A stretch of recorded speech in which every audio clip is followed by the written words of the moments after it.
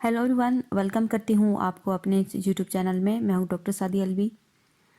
आज हम बात करेंगे कि हमल के पहले महीने में वो कौन कौन सी खुराक है जो कि ख़वातीन इस्तेमाल कर सकती हैं। ये वीडियो एक तरह का आपका डाइट प्लान भी है ताकि आपको पता हो कि आपने प्रेगनेंसी के पहले महीने में क्या चीज़ इस्तेमाल करनी है। इसका जानना इस वजह से ज़रूरी है क्योंकि अगर आपकी खुराक ठीक नहीं होगी, आपको ये मालूम नहीं होगा कि आपने क्या खाना है, तो उससे ना सिर्फ आपकी सेहत ठीक नहीं होगी बल्कि आपका जो आने वाला बच्चा है उसकी भी जो हेल्थ है वो ख़राब होगी। सबसे पहले जो कि आपने चीज़ इस्तेमाल करनी है वो है दूध से बनी हुई चीज़ें और दूध, जिन्हें कि हम डेयरी प्रोडक्ट्स भी कहते हैं, उनका आपने इस्तेमाल करना है। जैसे कि दूध आप इस्तेमाल करें, दही का इस्तेमाल करें, क्योंकि इसके अंदर कैल्शियम, विटामिन डी, प्रोटीन और हेल्दी फैट्स होते हैं, जिसके साथ ही आपका और आपका आने वाला जो बेबी है वो हेल्दी रहेंगे। क्योंकि कैल्शियम जो है और विटामिन डी आपके बच्चे की हड्डियों को बनाने में, उसको मजबूत बनाने में बहुत अहम किरदार अदा करती है। इसके साथ ही जो ख़वातीन हैं उनको भी प्रेगनेंसी में कैल्शियम की, विटामिन डी की बहुत ही ज़्यादा ज़रूरत होती है। तो दूध और दूध से बनी हुई चीज़ों का आप ज़रूर इस्तेमाल करें ताकि आपके अंदर भी कैल्शियम और विटामिन डी की कमी ना हो और आपका आने वाला जो बेबी है उसके अंदर भी इन चीज़ों की कमी ना हो। नंबर 2 पे है हमारे पास फोलेट रिच फूड। आपने ऐसी खुराक का इस्तेमाल करना है जिसके अंदर फोलिक एसिड पाया जाता हो, फोलेट पाया जाता हो, क्योंकि फोलिक एसिड बहुत ही ज़्यादा ज़रूरी है आपके बच्चे की हेल्दी ग्रोथ और डेवलपमेंट के लिए, आपके बच्चे की ब्रेन और स्पाइनल कार्ड की डेवलपमेंट और ग्रोथ के लिए ये बहुत ही ज़्यादा ज़रूरी है।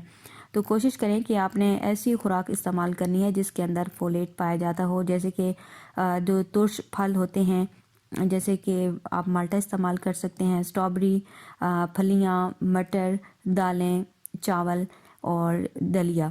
ये सारी चीज़ें फोलेट और फोलिक एसिड से भरपूर होती हैं। नंबर 3 पे हमारे पास है होल ग्रेन। होल ग्रेन आप इस्तेमाल करें, इनके अंदर कार्बोहाइड्रेट्स पाए जाते हैं और फाइबर पाया जाता है, विटामिन बी इसके अंदर पाया जाता है, मिनरल, आयरन, मैग्नीशियम और सिलीनियम, इसके साथ ही आयरन से ये भरपूर होते हैं। ये चीज़ें आपने इस्तेमाल करनी हैं और ये आपको मिलेगी कहाँ से? इनके लिए आपने अनाज और जो दालें हैं उनका आपने इस्तेमाल करना है। इसके साथ ही आप जो ब्राउन चावल हैं वो आप इस्तेमाल कर सकती हैं, दलिया आप इस्तेमाल कर सकती हैं। ये सब चीज़ें आप, इनके अंदर फाइबर है और ये सारे कीमती अज्जा हैं जो कि आपके लिए और आपके बच्चे के लिए बहुत ही फ़ायदेमंद है। नंबर 4 पे हमारे पास है मुर्गी और अंडा।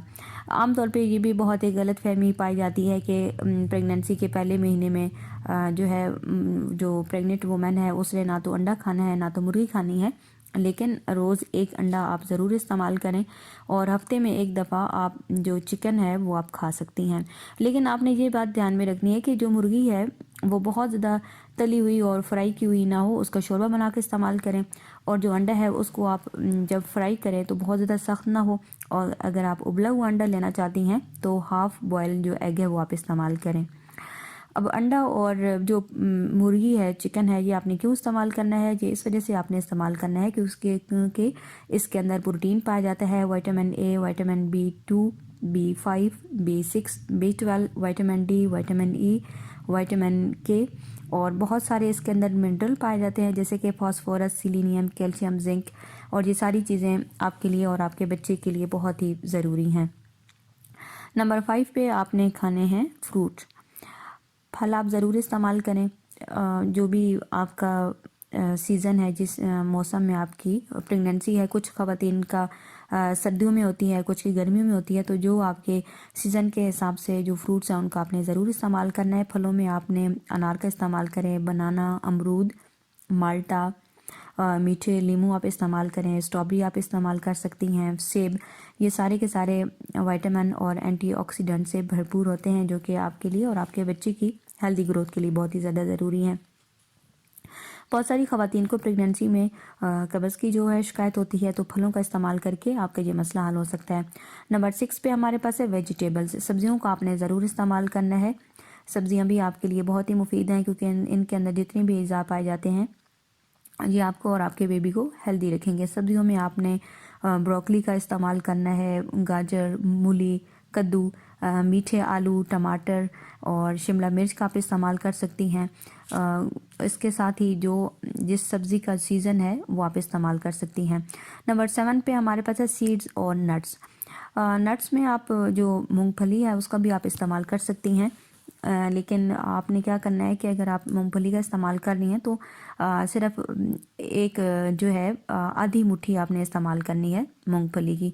कुछ ख़वातीन को इससे एलर्जी भी होती है, तो अगर आपको मूंगफली खाने से अगर आपके जिस्म पे ख़ारिश है या एलर्जी के सिम्टम है तो फिर आप इस्तेमाल ना करें।